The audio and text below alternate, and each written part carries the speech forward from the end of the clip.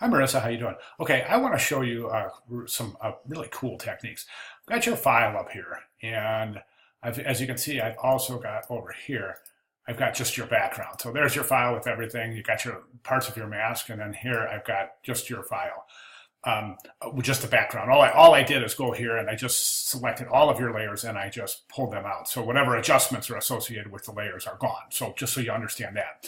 But I want to show you a cool technique because right now I look at this. The first thing I see when I look at your file is I see that this is just a really super abrupt line right there. So if we go over and we deactivate that mask right there, we can see that you still have this just really dark, just really stark line between the shadow in the background and where the sun hits the ground in the foreground. Now that might be a natural occurrence, but I think we can diminish that a little bit and add some really some interesting effects to the image. And let me show you. It's a great technique, and let me show you what I have for you. Okay, so here's the image itself. All right. Now what we want to do is we just kind of want to eliminate the fact that the background is just high noon. The sun is coming right down on this, so the background is almost in complete black, the foreground isn't, and then you just got this really stark line right here. Now, as you go over here and you select that with your selection right here, okay, whoops, didn't mean to do that. What I meant to do is this.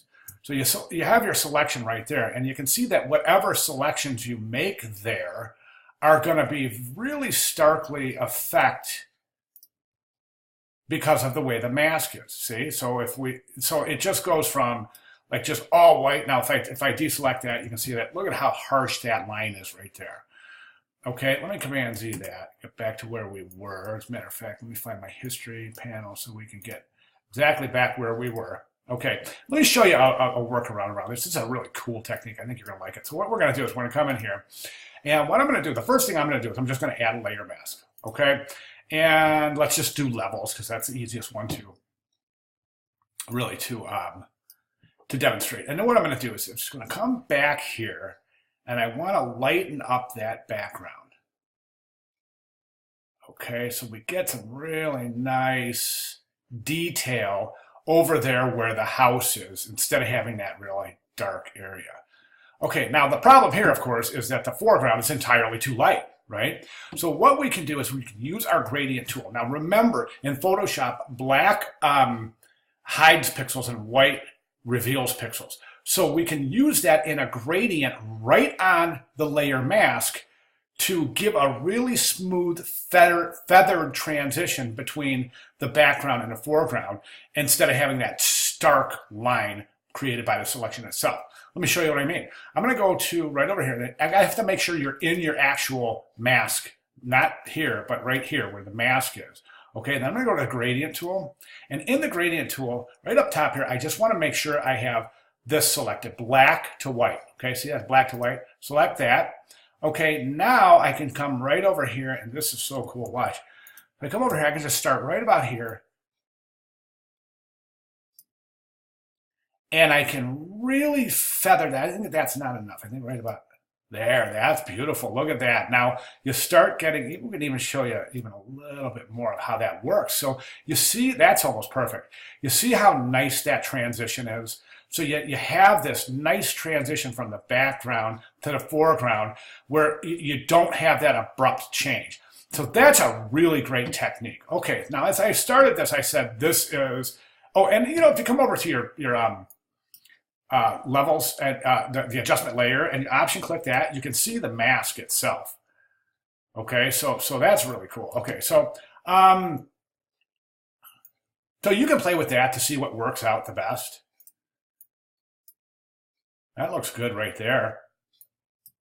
So work out with that to see what works out the best, and you'll really, I think you'll really like the results. Okay, so you don't have that harsh line right there. The other thing, I think that your healing tools, you've used your healing tools really well because you've actually moved parts, you've moved the tree. Good stuff, really good stuff. The tree, the shadow looks great. Everything looks phenomenal in this file. The one thing I would recommend is what's called leading, and it's a typography thing. And what it is basically is it's the distance between your lines. It's the distance between garbage dump and Dan. And I think that that's so far apart that it almost looks like they're not related. So if you were to read this, you would be reading garbage dump Dan instead of going garbage dump Dan. Okay, see what I'm saying? Easy fix. Let's go to that layer. I'm going to my move tool. I'm just going to hover over that layer and I'm going to command click so we can find that layer. And there it is right there. There's your type layer. There's the associated adjustment layer.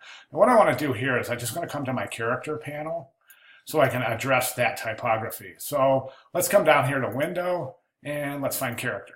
There's my character panel. And what I'm after is right here. This is, where am I? Right here. Okay, if you hover hold that, it says set the leading. So if I want to hover over that and click left, see that jump up like that? Now the reason I say you can either adjust it manually or just hover over it. You see those two little arrows right there? Let's move it up. Ooh, that looks good, much better right there. So now it looks like that is definitely a, whoops, that looks like it's definitely part of the same phrase. Instead of saying garbage dump Dan, it says garbage dump Dan. The next thing I would do with that layer selected is I just come to my move tool and I just want to move that over just a little bit. Okay, looking good, looking good. All right, and those are my only suggestions. I think you've done a fantastic job. So try that technique with the gradient for the layer mask, typography, and I think that you're good to go. All right, thank you very much.